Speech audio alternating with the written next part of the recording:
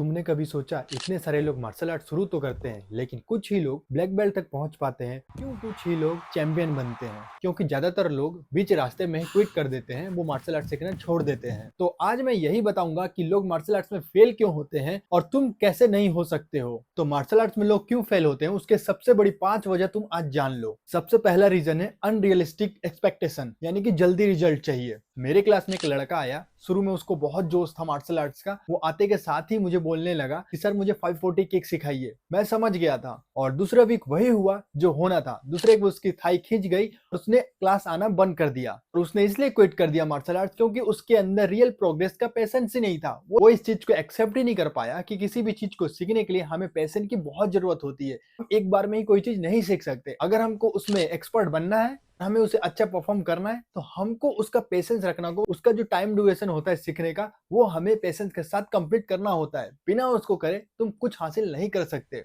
लोग सोचते हैं कि 1 महीना प्रैक्टिस करें और ब्रूस ली बन जाए, लेकिन मार्शल आर्ट्स कोई मैजिक ट्रिक नहीं है। ये एक लाइफ स्टाइल है जो धीरे धीरे ही कंप्लीट की जा सकती है। और दूसरा सबसे बड़ा रीजन है लैक ऑफ डिसिप्लिन। मैं खुद ऐसे दिन देख चुका हूं जब मेरा बिल्कुल मन नहीं करता प्रैक्टिस करने का, और वही दिन तुम्हें चैंपियन बनाता है जब तुम मन से नहीं मिशन से प्रैक्टिस करते हो। मोटिवेशन तो हफ्ते में एक बार आता है, लेकिन डिसिप्लिन हर रोज उठकर सेम चीज को दोहराने का नाम है। अगर तुम अपने अंदर डिसिप्लिन ले आते हो तो तुम्हें मोटिवेशन की कभी जरूरत ही नहीं पड़ेगी, क्योंकि लोग प्रैक्टिस अपने मूड के हिसाब से करते हैं। जब उनका मूड करेगा, जब उनका मन करेगा, तब वो प्रैक्टिस करेंगे। और यही सबसे बड़ा रीजन बन जाता है उनका किसी भी चीज में फेल होने का। केवल मार्शल आर्ट्स नहीं, वो दुनिया के किसी भी चीज में जाएंगे, वो मन के आधार पे कोई काम को करेंगे तो कभी भी उसमें सक्सीड नहीं हो पाएंगे, कभी भी उस काम को खत्म नहीं कर पाएंगे। तीसरा सबसे बड़ा रीजन है ईगो, मुझे सब पता है वाली सोच। दुनिया में हर उस इंसान को है जो कि फेल हो चुका है। फेल होने का सबसे बड़ा कारण उनका ईगो ही था। एक स्टूडेंट था, जब मैं उसे कोई चीज सिखाता था तो वो मुझसे बोलता था कि सर मुझे ये पहले से आता है। फिर मैं उसको बोला कि भाई तुम ग्रो क्यों नहीं कर रहे हो? जहां पर पहले थे आज भी वहीं पर हो।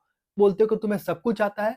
स्किल को पॉलिश करना सीखो। ये शो करने की जगह नहीं, ग्रो करने की जगह। यहाँ पर तुम ग्रो करने आते हो, ना कि शो करने की तुम्हें सब पता है या नहीं पता है। यही वो रीजन है ना, जब लोग तुम्हें कुछ सिखाते हैं तो तुम उन्हें बोल देते हो कि मुझे सब पता है। कोई तुम्हारी गलती गिनवाता है तो तुम्हें बुरा फील होता है और तुम उस चीज को मानते ही नहीं हो। तो ये सबसे बड़ा रीजन बन जाता है तुम्हारे ग्रो नहीं करने का, किसी भी चीज को क्विट करने का। और चौथा सबसे बड़ा रीजन है क्विटिंग आफ्टर फर्स्ट फेलियर। तुम पहली बार कोई भी चीज में हारते हो तो तुम उस चीज को करना ही छोड़ देते हो। माइक टाइसन भी अपने पहले दिन में पंचिंग में हाथ रख के रोए थे। एक हार और सब खत्म। तुमने पहला फाइट खेला, तुम हार गए। तुम्हारे मन में आया कि अब मैं नहीं करूंगा। तुमने हाई किक करने की ट्राई की, तुमसे नहीं हो पाया। तुम बोले कि भाई मेरे से नहीं हो सकता। तुम्हारी कहीं फाइट हो गई और तुम उस सिचुएशन को टेकल नहीं कर पाए, जिस वजह से तुम जीवन भर डरपोक रहे। तो यहां से शुरुआत होती है तुम्हारे फेलियर होने का। यही एक कड़ी होती है जब लोग आके यहाँ पर फेल हो जाते हैं, क्योंकि वो अपने हार से सीखते नहीं, बस उन्हें अपना रीजन ले लेते हैं। और पांचवा सबसे बड़ा रीजन है कि मैं इस चीज के लिए बड़ा हो चुका हूं। मेरी तो एज निकल चुकी है इस चीज को सीखने की। तुमने बहुतों के मुंह से ये सुना होगा, तुम उसको कोई भी चीज सीखने को बोल दो तो वो तुमको रीजन दे देगा। तुम्हारा माइंड तुमको रीजन देगा कि मेरी एज तो बहुत बड़ी हो चुकी है, ये तो एक एज में ही किया जाता है, एक सर्टेन एज में ही इसको परफॉर्म किया जा सकता है। ये पूरी दुनिया का और पूरे इंसानों का सबसे बड़ा मिथ है। और सबसे बड़ा रीजन जान लो किसी भी चीज में फेल होने का, नो पर्पस, नो एम। तुम्हारा वाई ही क्लियर नहीं है। लोग मजे मजे में मार्शल आर्ट सीखना तो शुरू कर देते हैं, लेकिन जब उनकी बॉडी उन्हें पेन देती है तो उनके फट के हाथ में आ जाती है और वो मार्शल आर्ट्स करना छोड़ देते हैं। क्यों? क्योंकि उनके पास उनका वाई नहीं था ना, उनका वाई क्लियर नहीं था कि उनको मार्शल आर्ट सीखना क्यों है। हो सकता है कि उन्हें किसी स्पोर्ट्स में चैंपियन बनना हो सकता है कि वो अपनी फिटनेस बढ़ाना चाहते हो, लेकिन उनका वाई क्लियर नहीं है, जिस वजह से वो मार्शल आर्ट्स तो क्या, वो दुनिया का किसी भी काम को नहीं कंप्लीट कर सकते। तो चलो अब हम उस पॉइंट को जानते हैं कि कैसे हम किसी भी चीज में फेल नहीं होंगे। क्या हमको बातें ध्यान में रखनी होंगी कि देखो, सबसे पहला चीज है कि यार तुम्हारे अंदर पेशेंस होना चाहिए। तुम पेशेंस रखो। कोई भी चीज तुम स्टार्ट कर रहे हो ना, तो धीरे धीरे ही तुम किसी चीज को अचीव कर सकते हो। किसी भी चीज को बनने का उसका एक टाइम होता है। अगर तुम खाना भी बना रहे हो ना, तो उसका भी कुछ टाइम है कि इतने देर बाद खाना तैयार होगी। जैसे कि तुम ऐड में ही देख लो, मैगी को बनने के लिए भी 2 मिनट का टाइम दिया गया। तो भाई ये तो तुम्हारा सपना है, ये तो तुम्हारा फिटनेस है, ये तो मार्शल आर्ट्स है भाई। ये तो टाइम लेगा ना, एक दिन में तो कोई चीज नहीं हो जाता ना। तो पैसेंस रखो, धैर्य रखो, आराम से सीखो, कोई दिक्कत नहीं है भाई। कहाँ दुनिया भागी जा रही है, तुम हो यहीं पे, तुम्हारा कोच है, तुम्हारे फ्रेंड्स है। बस मन लगा के प्रैक्टिस करो और पेशेंस रखो कि हाँ, मैं एक दिन जरूर सीखूंगा। आज मेरे से अच्छा नहीं हो रहा है, कल मेरे से अच्छा होगा। तो दूसरा चीज है भाई डिसिप्लिन। देखो यार, तुम किसी भी चीज में, किसी भी चीज को सीखने के लिए, किसी भी चीज को एम्पायर करने के लिए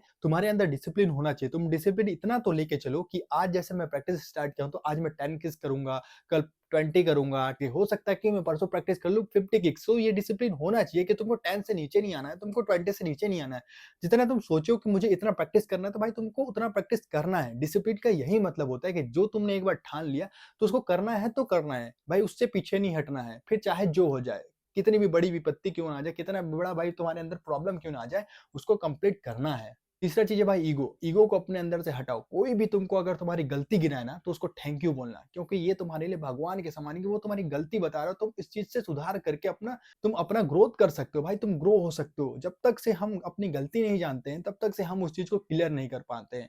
तो आज से अगर तुम्हारा कोच तुम्हें कुछ बताए, तो उसे ये मत बोलना कि सर मैं ये जानता हूँ, ये मैं कर लेता हूँ। जो भी कुछ बताए तो भाई उसे सीरियसली प्रैक्टिस करना, उसे मन लगा के सीखना, और हाँ, समझने का कोशिश करना कि वो कहना क्या चाहते हैं। ठीक है ना? तो अपने अंदर से ईगो निकालो। कोई भी तुम्हारी अगर आज से बुराई करेगा, तो भाई तुम उसको एक्सेप्ट करो, उसको थैंक यू करो और उसमें सुधार करो ना भाई, ये तुम्हारे लिए बहुत ज़रूरी है। और हार को भाई हार नहीं, जीत मानो, क्योंकि हार ही तुमको वो दिखा सकता है कि तुमने क्या गलती किया और अगली जीत के लिए तुम क्या गलती नहीं करोगे।